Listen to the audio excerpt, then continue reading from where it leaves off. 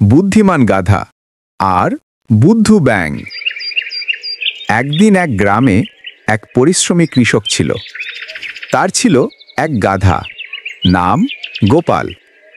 গোপাল কিন্তু অন্য গাধাদের মতো ছিল না। সে ছিল অত্যন্ত বুদ্ধিমান ও ধৈর্যশীল। প্রতিদিন গোপাল কৃষকের ভার বহন করত, কিন্তু মুখে কোনো অভিযোগ ছিল না। একদিন বিকেলে তারা বনের পথ ধরে ফিরছিল। হঠাৎ পথের পাশে এক ছোট্ট পুকুরের ধারে তারা শুনল, কেউ কেউ কেউ কেউ, আমি তো সব জানি, আমি পৃথিবীর সবচেয়ে বুদ্ধিমান। গোপাল তাকিয়ে দেখে এক ছোট্ট সবুজ ব্যাঙ নিজের প্রতিচ্ছবির দিকে তাকিয়ে অহংকার করে বলছে এসব কথা। গোপাল হেসে বলে, বুদ্ধি দেখাতে নয়, কাজে লাগাতে হয় বন্ধু। ব্যাঙ রেগে গিয়ে বলে, তুমি গাধা, তোমার মাথায় তো ঘাস ভরা, আর আমি পুকুরের রাজা।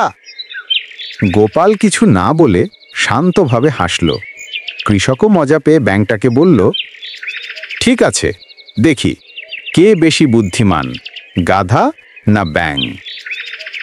তখন সামনে একটা ঘটনা ঘটল। একটি শিয়াল গাছের আড়াল থেকে এসে ব্যাঙটাকে ধরতে ঝাঁপ দিল।